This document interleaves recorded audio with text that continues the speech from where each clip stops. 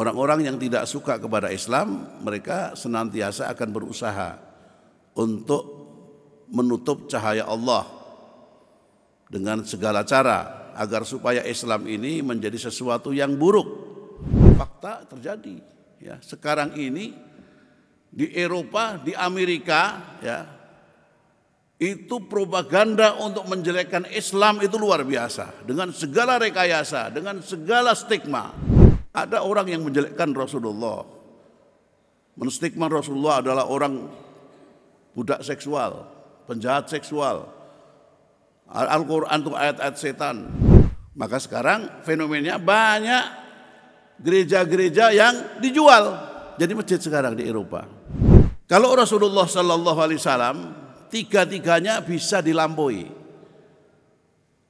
karena Rasulullah diberikan kesempurnaan sebagai manusia percontohan, prototipe daripada seorang mukmin, nabi, untuk dicontoh menjadi prototipe, contoh, teladan. Maka Rasulullah tiga-tiganya bisa dilaksanakan dalam perjuangannya.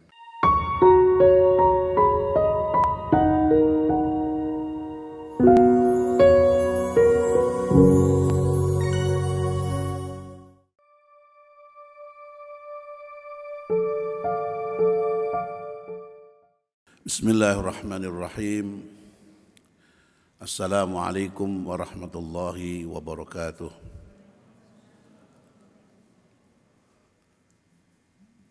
Alhamdulillahilladzi hadana lihadza wa ma kunna linahtadiya laula an hadana Allah. Asyhadu an la ilaha illallah wahdahu la syarika lah wa asyhadu anna sayyidina wa habibana Muhammadan abduhu wa rasuluh la nabiyya ba'dah.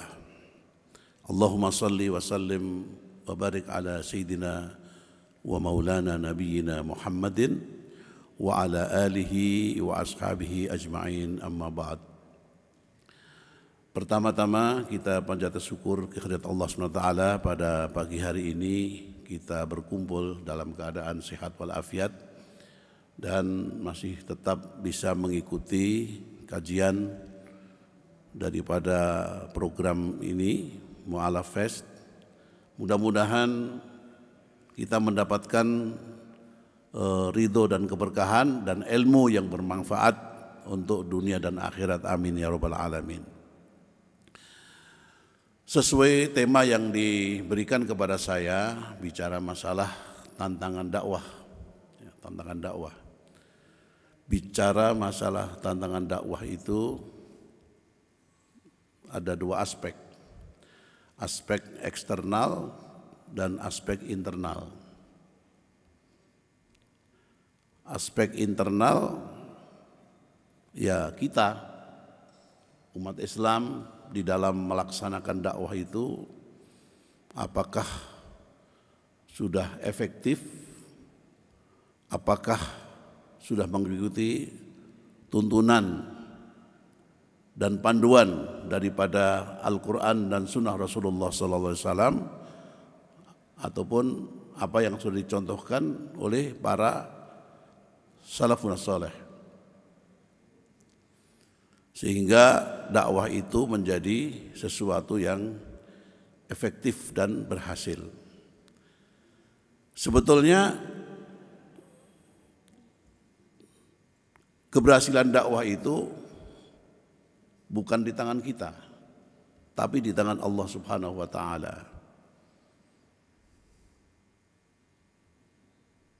Jadi innaka la tahdi man ahbabta walakinallahu yahdi man yasha.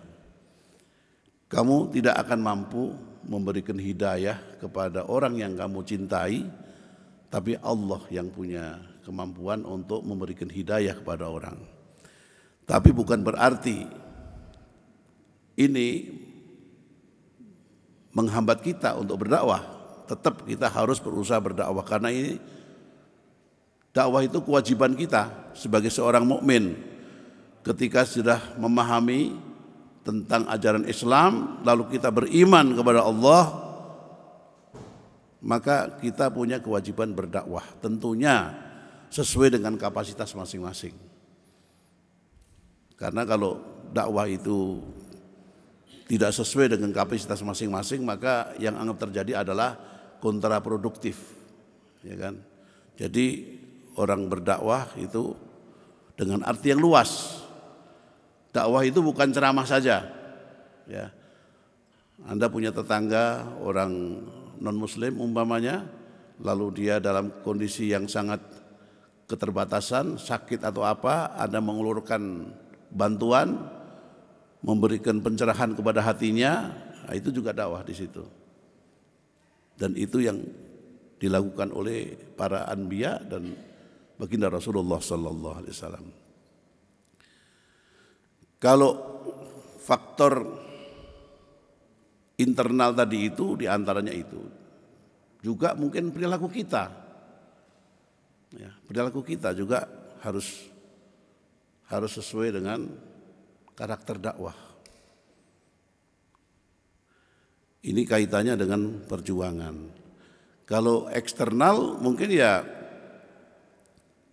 orang-orang yang tidak suka kepada Islam, mereka senantiasa akan berusaha untuk menutup cahaya Allah dengan segala cara agar supaya Islam ini menjadi sesuatu yang buruk, sesuatu yang tidak perlu dikaji atau didekati, bahkan mungkin dipeluk, karena Islam itu ajarannya begini. Dan itu akan terus berlangsung. Itu tantangan daripada dakwah itu sendiri, sepanjang sampai hari kiamat akan ada itu. Maka dalam Al-Quran Allah SWT sudah memberi informasi kepada kita, yuriduna liyutfi'u nurallahu biafwahim wallahu mutimmu nurihi walau karihal kafirun. Sadaqallahul azim. Yuriduna, ini kan jamak. Jadi orang-orang kafir, orang-orang musyrik, orang-orang yang anti-Islam, yang tidak suka terhadap Islam, yuriduna, mereka berkehendak. Ya, yurid itu kalau bahasa nahwunya itu sesuatu yang masih berlangsung dan terus berlangsung. Bukan kata past tense, tapi sesuatu yang sedang berlangsung dan akan terus berlangsung. Yuriduna liyutfi'u nurallah, untuk meniup cahaya Allah. Liyutfi'u nurallah, untuk meniup cahaya Allah. Cahaya Allah itu apa? Ya agama ini. Biafwahihim, dengan mulut-mulut mereka. Allah Subhanahu wa taala dalam Al-Qur'an ini menggunakan kata afwah. Afwah ini jamak, mufradnya fahun. Tapi afwah, mulut-mulut berarti kan. Lah berarti sarana untuk menutup cahaya Allah, meniup cahaya Allah, yaitu agama Islam, itu dengan berbagai cara, dengan berbagai mulut. Di antaranya adalah media. Kalau sekarang dengan media televisi, dengan media internet, dengan medsos, dengan segala macam, mereka akan gunakan untuk meniup cahaya Allah. Membikin sebuah black term, cap jelek, cap buruk terhadap Islam dengan mulut-mulut mereka. Wallahu mutum, tapi Allah Subhanahu wa taala meskipun mereka berusaha semaksimal mungkin untuk meniup cahaya Allah, cahaya kebenaran Islam, Allah tetap akan menyempurnakan agama itu supaya tetap dikenal sama orang, supaya tetap diminati sama orang dan dipeluk sama orang. Walau karihal kafirun, meskipun orang-orang kafir itu tidak suka, tidak senang dengan kondisi itu. Ini fakta terjadi, ya. Sekarang ini di Eropa, di Amerika, ya, itu propaganda untuk menjelekkan Islam itu luar biasa, dengan segala rekayasa, dengan segala stigma, ya. Itu yang disebutkan dalam Al-Quran tadi itu. Dengan mulut-mulut mereka berusaha untuk meniup cahaya Allah. Tapi Allah tetap menghidupkan cahaya itu. Meskipun itu adalah yang sesuatu yang tidak suka mereka itu. Sekarang di Jerman, di Perancis, ya, di Belanda, yang mereka dulu adalah banyak orang yang banyak anti-Islam, bahkan sampai sekarang masih ada dengan membakar Al-Quran, dengan segala macam. Bahkan di Inggris dulu ada Salman Rushdie yang menulis ayat-ayat setan. Al-Quran itu ayat-ayat setan.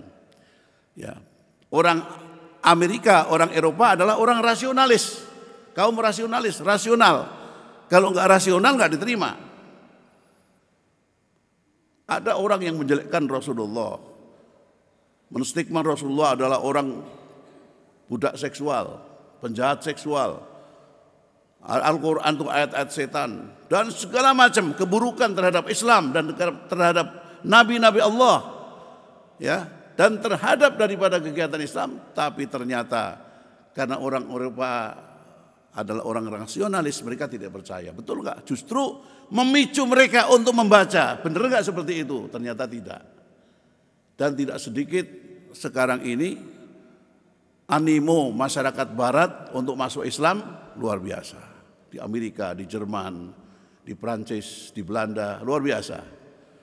Alhamdulillah, ini fenomena yang luar biasa. Itu apa? Mereka kadang-kadang dipicu oleh tadi itu. Oleh propaganda mereka justru penasaran, ingin membaca Al-Quran, ingin mendalami Al-Quran, ingin cari tahu siapa itu Nabi Muhammad. Sementara agama-agama mereka Nasrani, ya, di Eropa itu semakin dijauhi. Kenapa? Ada dogma.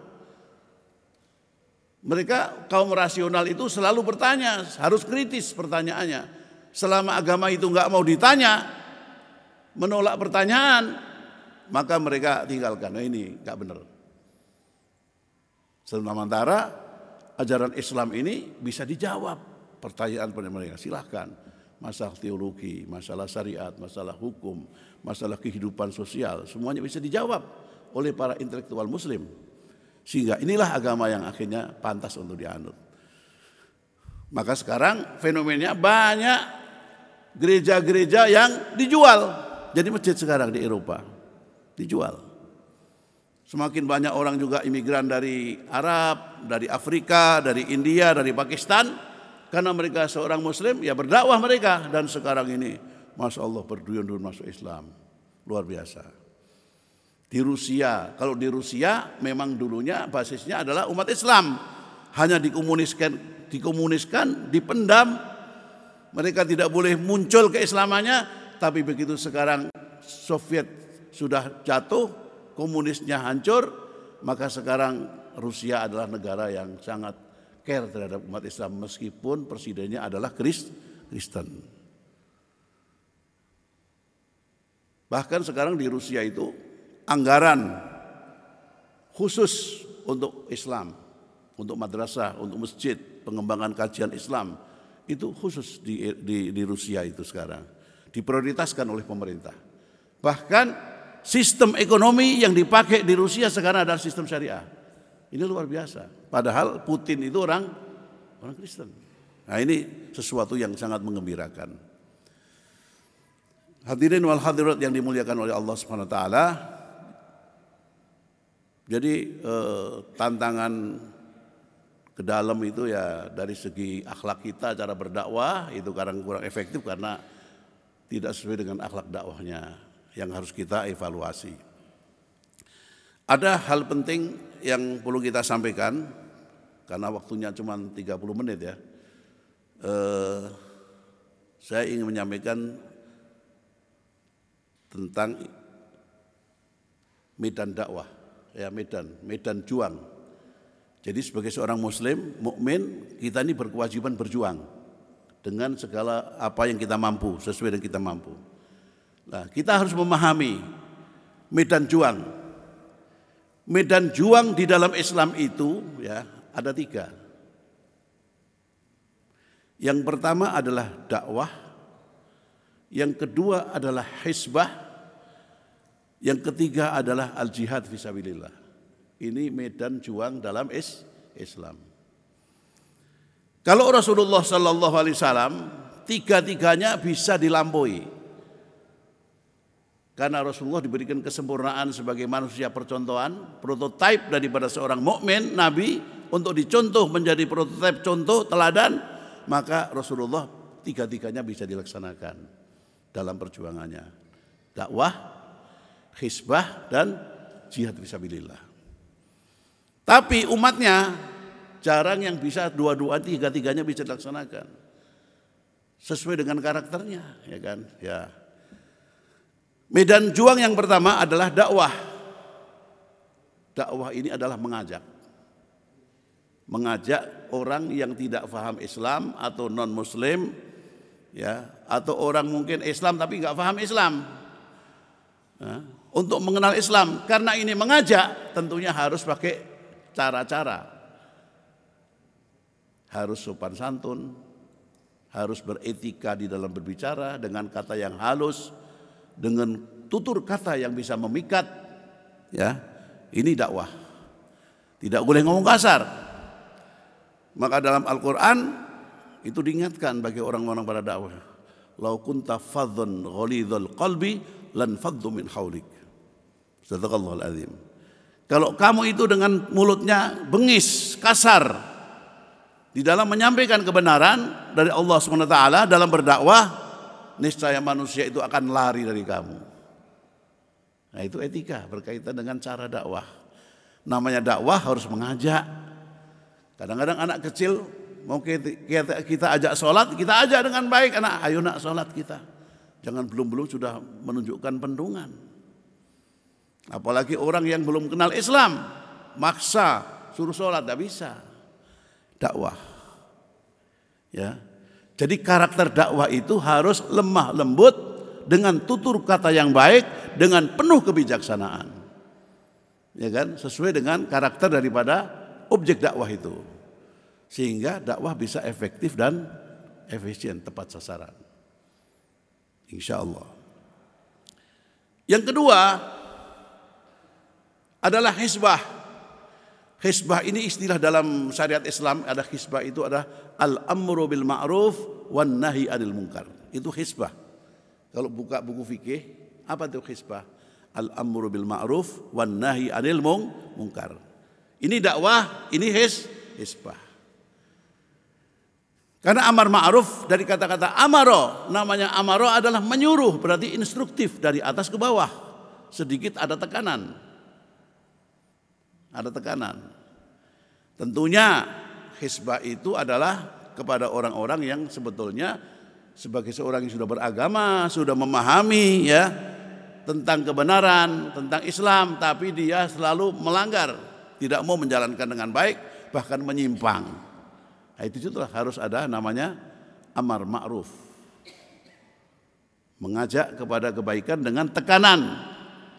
Yang tekanannya itu beda dengan dakwah. Berarti orang-orang yang sebetulnya sudah punya keimanan, sudah punya keislaman, tapi mereka belum komitmen menjalankan Islam 100%, sehingga itu perlu perintah, perlu penegasan. Amar ma'ruf, terus kemudian apalagi nahi mungkar. Nahi mungkar.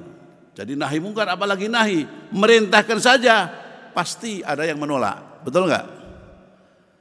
Ya, jadi tekanannya kalau hizbah, amar ma'ruf itu harus tegas, instruktif.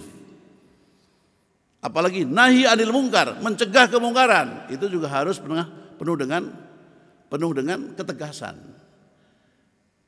Ya, kalau seorang komandan militer atau komandan polisi menginstruksikan kepada bawahannya asal-asalan, nggak ditaati, pasti tegas.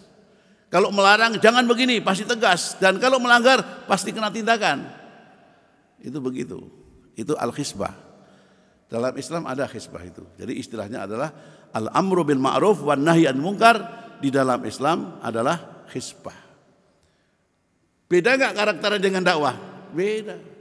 Dakwah lemah lembut, tutur katanya lembut, sopan, mengajak, membikin orang terbawa, itu kan, memikat.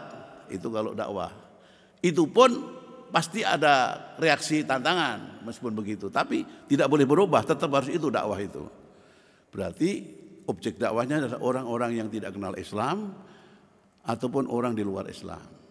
Dakwah. Kalau hizbah berarti karena ini tegas, orang yang sebetulnya sudah mengenal Islam, sudah beriman, tapi dia masih melanggar, masih fusak, masih tidak komitmen dengan keislamannya, itu perlu petegasan. Nah, itu setiap ulama dan tokoh Islam punya kelebihan masing-masing. Ada yang ahli bidang dakwahnya lemah lembut, banyak yang ikut, masya Allah. Ada juga ulama yang mengambil hizbah, dia nggak bisa sudah lemah lembut, bisanya yang tegas-tegas tadi. Itu porsi dia. Memang dia porsinya adalah hizbah. Karena kalau Rasulullah semua bisa, tidak semua umat Rasulullah bisa menjalankan tiga-tiganya.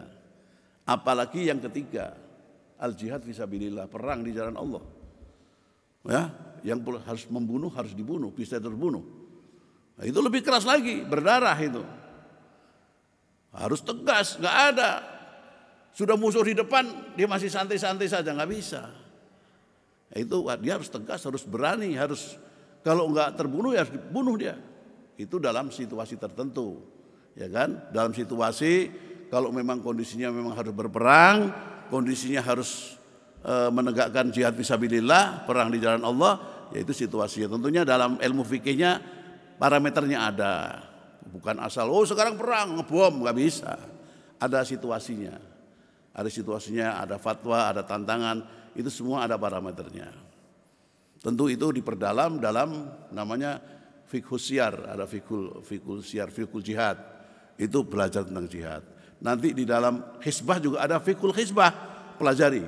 Ini sekedar pengantar saja sebetulnya.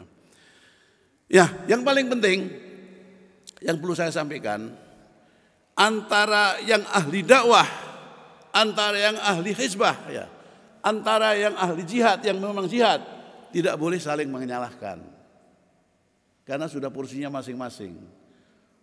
Yang hizbah tegas kan, ngeledek yang jihad, yang dakwah. Wah, kamu kayak kerupuk kena air lembek. Nggak boleh.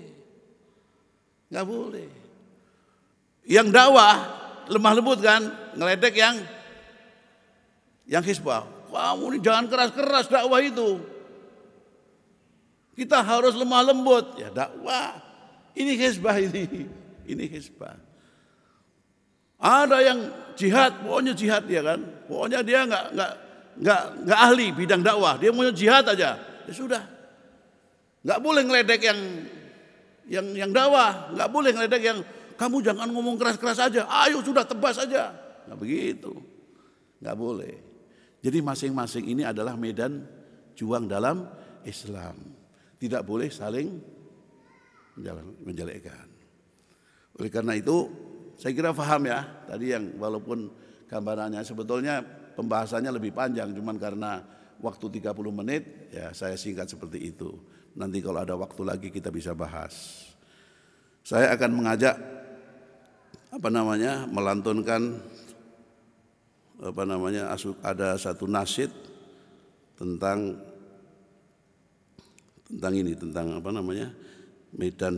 medan juang ini. Tadi udah di ini nggak ada yang di Brasil di ini kan nggak tak suruh ini minta supaya bisa ditayangkan. Ikutin aja deh. Astaghfirullah Rabbi ya syakur, astaghfirullah Rabbi ya sabur, astaghfirullah Rabbi ya syakur, astaghfirullah Rabbi ya sabur, astaghfirullah Rabbi ya syakur, astaghfirullah min kulli ghurur, astaghfirullah Rabbi ya syakur, astaghfirullah min kulli ghurur. Medan juang Islam adalah 3, mesti diingat jangan dilupa. Medan juang Islam adalah 3, mesti diingat dan jangan dilupa. Pertama dakwah, kedua hizbah, ketiga jihad fisabilillah. Pertama dakwah, kedua hizbah, ketiga jihad fisabilillah. Dakwah haruslah bijak dan lugas, hisbah mestilah cerdas dan tegas. Dakwah haruslah bijak dan lugas, hisbah mestilah cerdas dan tegas. Jihad medannya berani dan keras, berkorban hingga terakhir nafas. Jihad medannya berani dan keras, berkorban hingga terakhir nafas. Tiap medan wajib diisi oleh yang pantas dan memang ahli. Setiap medan wajib diisi oleh yang pantas dan memang yang ahli. Semua medan wajib sinergi, jangan merasa benar sendiri. Semua medan wajib sinergi, jangan merasa benar sendiri. Mulailah dari diri sendiri, jangan melanggar syariat Nabi. Mulailah dari diri sendiri, jangan melanggar syariat Nabi. Siapa berjuang ikhlaskan diri, niscaya dapat ridho ilahi. Siapa berjuang ikhlaskan diri, niscaya dapat ridho ilahi. Astaghfirullah Rabbi ya syakur, astaghfirullah Rabbi ya sabur, astaghfirullah Rabbi ya syakur, astaghfirullah Rabbi ya safur, astaghfirullah Rabbi al ghafur, astaghfirullah min kulli ghurur, astaghfirullah Rabbiyal Ghafur, astaghfirullah min kulli ghurur. Nah, ini nasyid tentang 3 medan juang. Mudah-mudahan nanti bisa dicetak di lantunkan bagus untuk perjuangan ya. Insyaallah. Ini saja mungkin yang bisa saya sampaikan. Mudah-mudahan yang sedikit ini bisa bermanfaat untuk kita semuanya. Nanti kalau ada waktu lagi untuk lebih panjang kita bahas, insya Allah kita bahas lagi. Kurang lebih mohon maaf. Wabillahi taufiq wal hidayah. Wa'alaikum minkum. Wassalamualaikum warahmatullahi wabarakatuh. Kali ini kita sedang di perjalanan menuju Desa Berungai, Desa Semuntai, Kecamatan Sepau. Alhamdulillah tadi kita dari Kabupaten Sintang setelah melakukan perjalanan selama 3 jam dan kondisi jalannya ya seperti ini. Seperti para wakil semua lihat bahwasanya rintangannya ya ini jalan yang berlubang. Sudah ditunggu oleh para mualaf yang alhamdulillah berjumlah 17 orang, yang dimana kita akan melakukan berbagai kegiatan di sana. Yakni yang pertama adalah melakukan syahadat. Asyhadu an la ilaha illallah. Melakukan sunatan massal untuk para mualaf tadi, kemudian kita akan melakukan pembagian zakat. Tak lupa yang penting bahwasannya kita ke sana itu akan membagikan Al-Quran, karena kali ini merupakan wakaf Al-Quran dominan untuk Muslim pedalaman di Kalimantan Barat.